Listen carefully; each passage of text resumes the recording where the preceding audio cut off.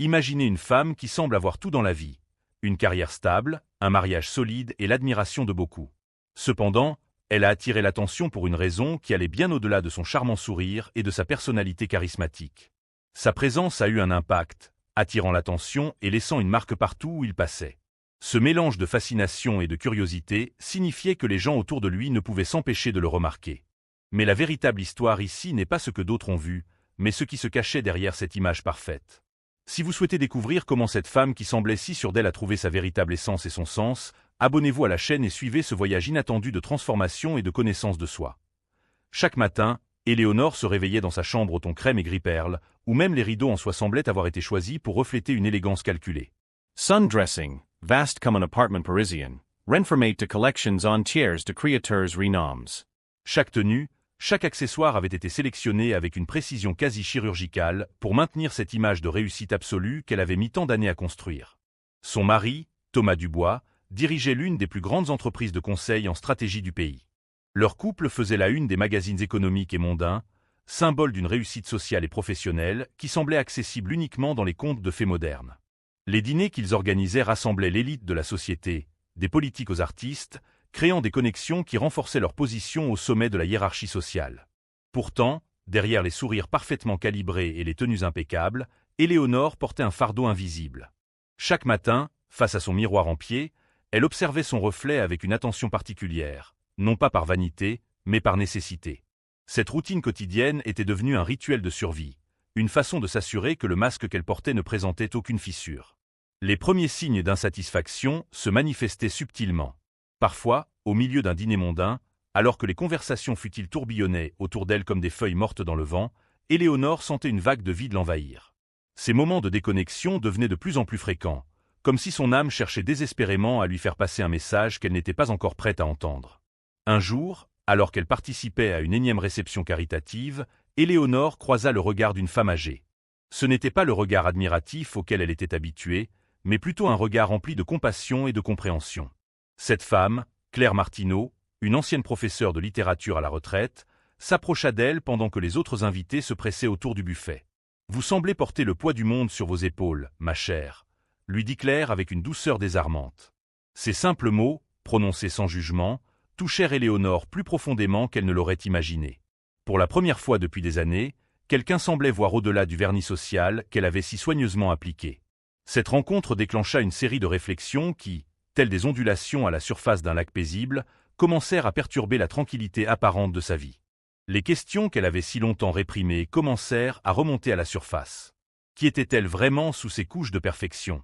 Que restait-il de la jeune femme passionnée qu'elle était autrefois, celle qui rêvait de devenir écrivaine, celle qui passait des heures à lire des poèmes dans le jardin de ses parents?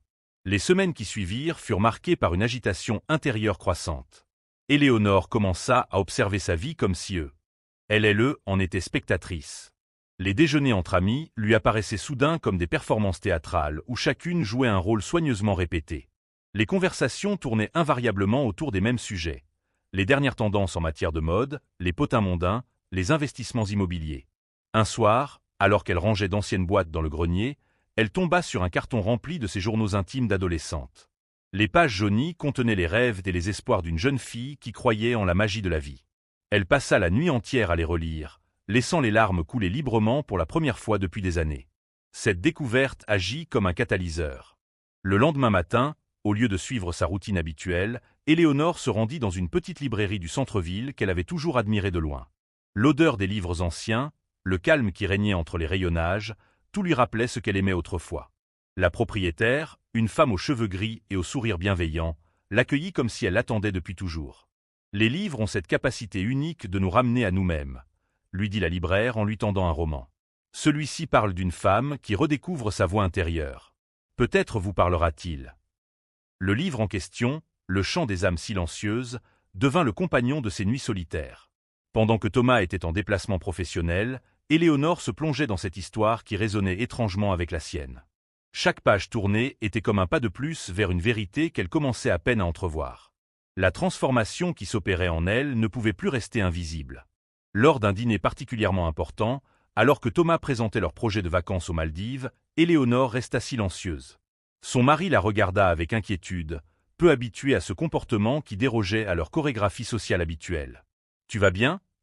lui demanda-t-il plus tard dans la soirée, une fois leurs invités partis. « Je ne sais pas, » répondit-elle honnêtement. « Je ne sais plus qui je suis, Thomas. » Cette confession marqua le début d'une période tumultueuse dans leur couple.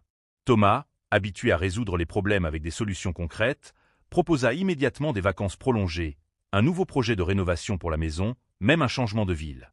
Mais Éléonore savait que le vide qu'elle ressentait ne pouvait être comblé par des biens matériels. Un matin, elle prit une décision qui allait bouleverser sa vie. Elle s'inscrivit à un atelier d'écriture hebdomadaire dans une petite association culturelle de quartier. Pour la première fois depuis des années, elle se retrouva dans un environnement où son nom de famille et son statut social n'avaient aucune importance.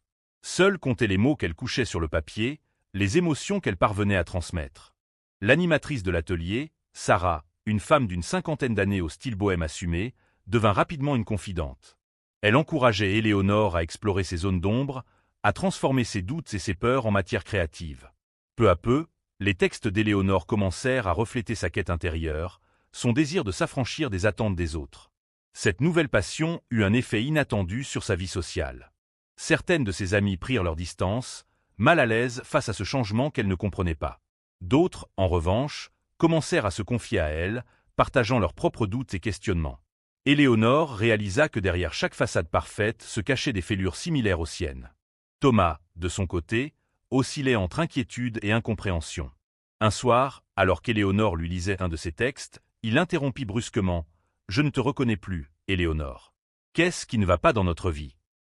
Nous avons tout ce dont on peut rêver. » « Justement, » répondit-elle doucement, « nous avons tout ce dont les autres rêvent. Mais qu'en est-il de nos propres rêves ?» Cette conversation marqua un tournant dans leur relation. Pour la première fois, ils commencèrent à parler vraiment, au-delà des conversations pratiques sur la gestion de leur vie commune. Thomas avoua se sentir lui aussi prisonnier d'une image qu'il devait maintenir. Cette vulnérabilité partagée créa entre eux un lien nouveau, plus authentique. Encouragée par cette évolution, Éléonore commença à imaginer un projet qui donnerait du sens à sa vie.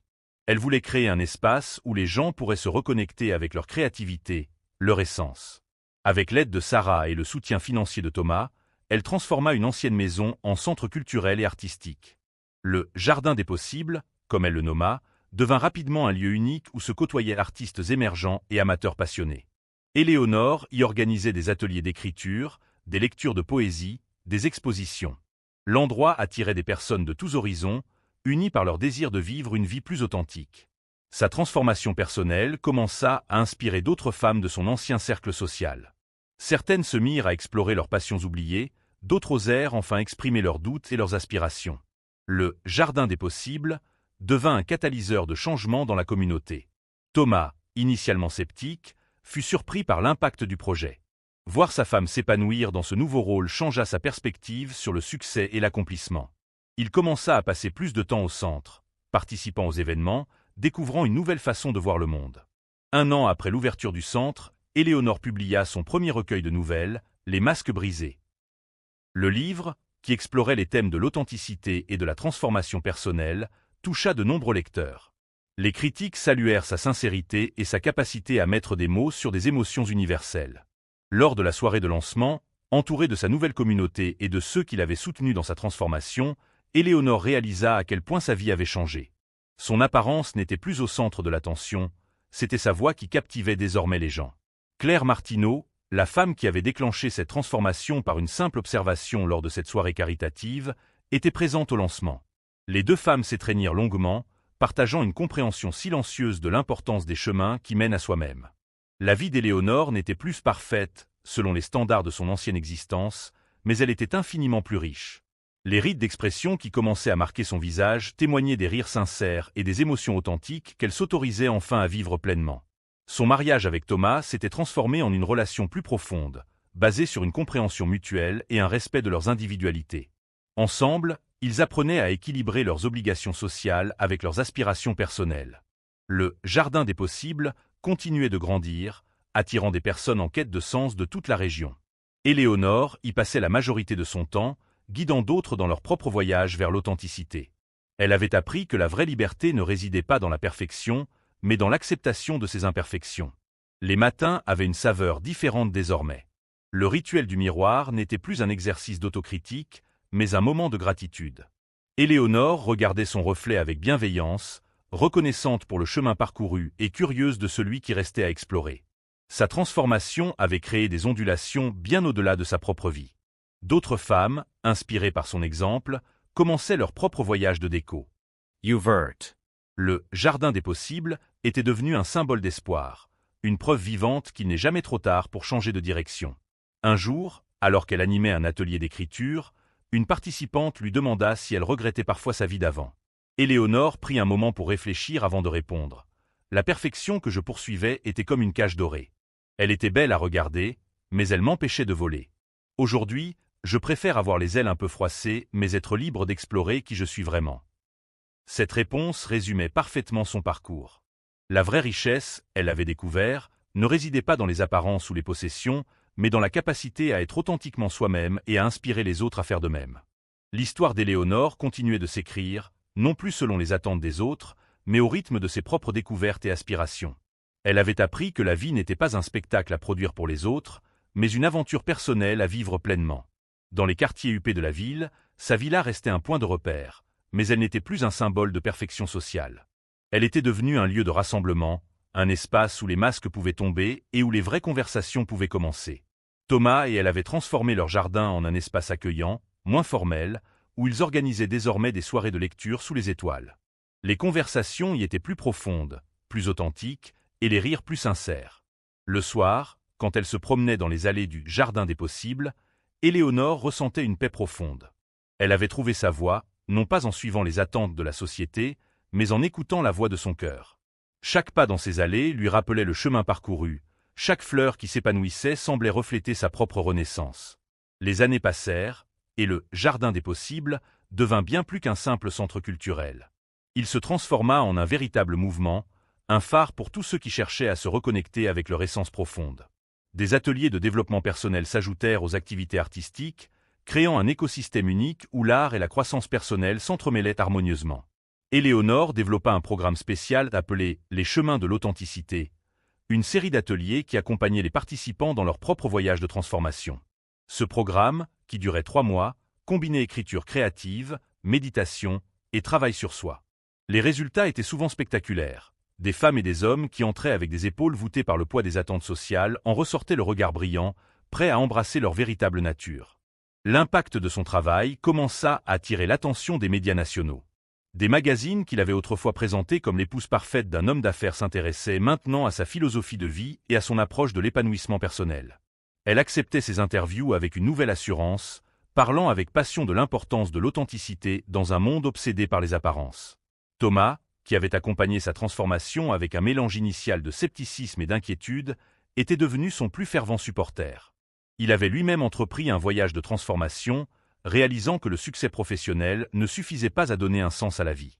Il commença à consacrer une partie de son temps à mentorer de jeunes entrepreneurs, les encourageant à construire des entreprises alignées avec leurs valeurs plutôt que de simplement poursuivre le profit. Leur couple était devenu un exemple différent de ce qu'il avait été autrefois. Ils n'étaient plus les figures de proue d'une réussite sociale conventionnelle, mais plutôt les pionniers d'une nouvelle façon de vivre, où l'authenticité et la croissance personnelle prenaient le pas sur les apparences et le statut social. Un jour, alors qu'elle préparait un nouvel atelier, Éléonore reçut une lettre qui la toucha particulièrement. C'était une jeune femme qui, après avoir participé au programme « Les chemins de l'authenticité », avait trouvé le courage de quitter un emploi prestigieux mais vide de sens pour poursuivre sa passion pour l'art thérapeutique. La lettre se terminait par ces mots : « Vous m'avez montré qu'il est possible de se réinventer à tout âge, que nos rêves ne sont jamais trop grands ou trop tardifs. » Cette lettre, comme tant d'autres qu'elle recevait désormais, confirmait qu'elle avait fait le bon choix en suivant son intuition. La transformation personnelle qu'elle avait vécue créait des ondulations qui touchaient de plus en plus de vie, comme des cercles concentriques s'élargissant à la surface d'un lac paisible. Le « jardin des possibles » continua de s'épanouir et d'évoluer. Éléonore y ajouta une bibliothèque dédiée au développement personnel et à la littérature inspirante, un espace de méditation, et même un petit café où les participants pouvaient échanger leurs expériences dans une atmosphère chaleureuse et accueillante. Les saisons passaient, marquant chacune une nouvelle étape dans l'évolution du centre. Au printemps, le jardin se remplissait de nouvelles fleurs, symbole de renaissance et de renouveau. L'été voyait fleurir les projets artistiques et les performances en plein air. L'automne apportait une atmosphère propice à l'introspection et à l'écriture. L'hiver invitait à la contemplation et au partage autour de la cheminée de la bibliothèque. Éléonore continuait d'écrire, publiant régulièrement des recueils de textes qui touchaient les cœurs et éveillaient les consciences. Son deuxième livre, Les saisons de l'âme, explorait les différentes étapes de la transformation personnelle à travers les métaphores des cycles naturels. Il devint un guide pour beaucoup de lecteurs en quête de sens.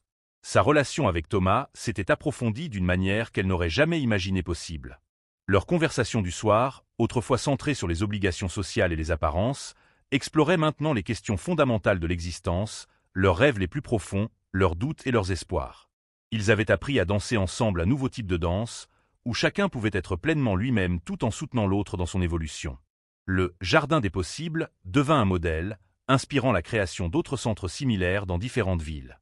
Éléonore fut invitée à partager son expérience lors de conférences et de séminaires, touchant un public toujours plus large avec son message d'authenticité et de transformation personnelle. Mais ce qui la rendait le plus heureuse, c'étaient les petits moments de connexion authentique qu'elle vivait quotidiennement. Le sourire d'une personne qui venait de faire une découverte sur elle-même pendant un atelier, les larmes de joie d'un participant qui osait enfin exprimer sa créativité, les liens profonds qui se créaient entre les membres de cette communauté grandissante. Un soir d'automne, alors que les feuilles dorées dansaient dans le vent, Éléonore organisa une célébration spéciale pour le 5e anniversaire du Jardin des possibles. L'événement rassembla des centaines de personnes dont les vies avaient été touchées par ce lieu unique. Les témoignages se succédèrent, chacun partageant comment sa vie avait changé grâce à cet espace de transformation et d'authenticité. Claire Martineau, maintenant âgée de 80 ans, était toujours présente, son regard bienveillant brillant de fierté devant ce qu'Éléonore avait accompli. « Vous voyez, » lui dit-elle doucement, « parfois il suffit d'un regard compatissant pour déclencher une transformation qui changera non seulement une vie, mais des centaines d'autres. » Cette soirée fut également l'occasion pour Éléonore d'annoncer son nouveau projet, la création d'une fondation qui permettrait à des personnes en difficulté financière d'accéder au programme du Jardin des possibles. Elle croyait fermement que la transformation personnelle ne devait pas être un luxe réservé à ceux qui en avaient les moyens. Thomas, qui avait réorienté une partie de ses activités professionnelles pour soutenir des projets à impact social, s'engagea à doubler chaque don fait à la fondation. Leur partnership avait évolué pour devenir une force de changement positif dans la société. Les années continuèrent de passer, et Éléonore vit son rêve grandir et se transformer de manière qu'elle n'aurait jamais pu imaginer. Le Jardin des possibles était devenu un véritable écosystème de transformation, où chaque personne qui entrait pouvait trouver les ressources et le soutien nécessaires pour entreprendre son propre voyage vers l'authenticité. Elle comprit que sa propre transformation n'était pas terminée et ne le serait jamais vraiment. Chaque jour apportait de nouvelles découvertes, de nouveaux défis, de nouvelles occasions de grandir et d'apprendre. C'était précisément cette continuité du voyage qui le rendait si précieux. Aujourd'hui, quand elle regarde en arrière, Éléonore voit comment chaque étape de son parcours, même les plus difficiles, l'a menée exactement là où elle devait être. Son histoire est devenue une source d'inspiration pour d'autres, leur montrant qu'il n'est jamais trop tard pour choisir l'authenticité plutôt que la perfection, la vérité plutôt que les apparences. Le Jardin des possibles continue de fleurir, accueillant chaque jour de nouvelles âmes en quête de sens et d'authenticité. Et chaque soir, quand Éléonore ferme les portes du centre, elle ressent une gratitude profonde pour avoir eu le courage de suivre sa voie intérieure, transformant ainsi non seulement sa propre vie, mais créant un espace où d'autres peuvent faire de même. Sun histoire nous rappelle que la vraie transformation commence souvent par un simple moment de vérité, un instant où nous osons regarder au-delà de masques que nous portons. Et que lorsque nous trouvons le courage d'être authentiquement nous-mêmes, nous créons un espace où d'autres peuvent faire de même, créant ainsi une chaîne infinie de transformations positives dans le monde. La vie d'Éléonore est devenue un témoignage vivant du pouvoir de l'authenticité et de la transformation personnelle. Sun Parkhours continue d'inspire et de toucher de vise, rappelant à chacun que le plus grand cadeau que nous puissions nous faire estioser être pleinement nous-mêmes. Dans le jardin de sa vie, chaque fleur qui s'épanouit représente une nouvelle possibilité, une nouvelle histoire de transformation qui commence. Et c'est peut-être là la plus belle réussite d'Éléonore, avoir créé un espace où chacun peut cultiver son propre jardin intérieur et s'épanouir en toute authenticité. Dans le jardin de sa vie, chaque fleur qui s'épanouit représente une nouvelle possibilité, une nouvelle histoire de transformation qui commence. Cette métaphore du jardin est devenue le fil conducteur de toute son existence, rappelant que la croissance personnelle, comme la nature, suit son propre rythme et ses propres saisons. Au fil des années, le Jardin des possibles est devenu un véritable sanctuaire urbain, un lieu où les âmes fatiguées par les exigences de la vie moderne peuvent se ressourcer et se reconnecter avec leur essence profonde. Les murs, autrefois blancs et impersonnels, se sont couverts de fresques colorées créées par les participants aux ateliers, chacune racontant une histoire unique de transformation. La bibliothèque, qui avait commencé avec quelques étagères de livres soigneusement sélectionnés, occupe maintenant tout un étage. Les rayonnages en bois chaleureux abritent des milliers d'ouvrages sur le développement personnel, la philosophie, l'art et la spiritualité. Mais ce qui rend cet espace vraiment spécial, ce sont les carnets personnels laissés par les participants, remplis de leurs réflexions, de leurs découvertes et de leurs espoirs. Ces témoignages authentiques sont devenus une source d'inspiration inestimable pour les nouveaux venus. Le programme Les Chemins de l'authenticité s'est enrichi au fil du temps, intégrant de nouvelles approches et méthodes. Des experts en développement personnel, des artistes, des thérapeutes et des guides spirituels du monde entier viennent régulièrement partager leur sagesse et leur expérience. Chaque session est unique, adaptée aux besoins spécifiques du groupe, tout en maintenant l'essence même du programme, le retour à l'authenticité. La fondation du Jardin des Possibles, créée par Éléonore et Thomas, a permis à des centaines de personnes de tous horizons de participer au programme. Des bourses sont maintenant offertes aux artistes émergents, aux enseignants, aux travailleurs sociaux et à tous ceux qui souhaitent apporter des changements positifs dans leur communauté. L'impact du centre s'est étendu bien au-delà des murs physiques. Des jardins des possibles ont commencé à fleurir dans d'autres villes, chacun adapté à sa communauté locale, mais partageant la même philosophie d'authenticité et de transformation. Un réseau international s'est créé, permettant l'échange d'idées et d'expériences entre ces différents centres. Éléonore, maintenant dans sa soixantaine, continue d'animer des ateliers avec la même passion qu'à ses débuts. Ses cheveux argentés et les rides d'expression qui marquent son visage témoignent d'une vie riche en expériences et en émotions authentiques. Son regard, plus lumineux que jamais, continue d'inspirer confiance et courage à ceux qui croisent son chemin. Thomas, toujours à ses côtés, a complètement réorienté sa carrière pour se consacrer au développement de projets à impact social. Leur couple est devenu un exemple vivant de la façon dont une relation peut évoluer et s'approfondir lorsque chacun s'autorise à être authentiquement soi-même. Dans un monde de plus en plus dominé par le virtuel et l'artificiel, le Jardin des Possibles est devenu un havre de paix où l'on peut se reconnecter avec son humanité profonde. Les téléphones portables sont gentiment invités à rester dans les casiers à l'entrée, permettant aux participants de se plonger pleinement dans l'expérience du moment présent. Conclusion. L'histoire d'Éléonore nous rappelle que la vie n'est pas un chemin linéaire vers une destination prédéfinie, mais plutôt une spirale de croissance continue. Chaque tour nous ramène aux mêmes questions essentielles, mais avec une compréhension plus profonde et une sagesse accrue. Sa transformation personnelle, qui a commencé par un simple moment de vérité dans une soirée mondaine, a créé des ondulations qui continuent de toucher des vies à travers le monde. Elle nous montre que le courage d'être soi-même est peut-être le plus grand cadeau que nous puissions faire au monde. Le Jardin des Possibles reste un testament vivant de cette vérité simple mais profonde. Lorsque nous osons être authentiquement nous-mêmes, nous créons un espace où d'autres peuvent faire de même. C'est ainsi que se produit le véritable changement social, une personne à la fois, un cœur à la fois. Éléonore comprend maintenant que sa quête de perfection d'autrefois était en réalité une fuite de sa propre authenticité. La vraie perfection, elle l'a découvert, réside dans l'acceptation de nos imperfections et dans le courage d'être vulnérable. Aujourd'hui, quand on lui demande le secret de sa réussite, elle sourit doucement et répond « Il n'y a pas de secret. Il suffit d'avoir le courage d'être soi-même et la générosité de créer un espace où les autres peuvent faire de même. » Son histoire continue d'inspirer et de toucher des vies, rappelant à chacun que la transformation personnelle n'est pas une destination mais un voyage continu. Un voyage qui commence par un simple pas, celui d'oser être authentique. Aimant soi-même. Dans le grand jardin de la vie, Éléonore a appris que chaque personne est une fleur unique qui mérite de s'épanouir pleinement. Et c'est peut-être là la plus grande leçon de son parcours.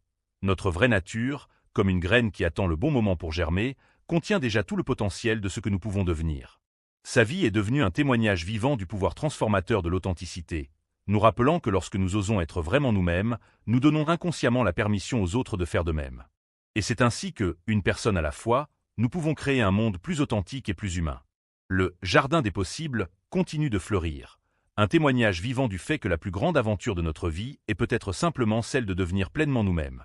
Et dans ce jardin en constante évolution, chaque nouvelle journée apporte la promesse de nouvelles découvertes, de nouvelles transformations, de nouvelles possibilités de croissance et d'épanouissement.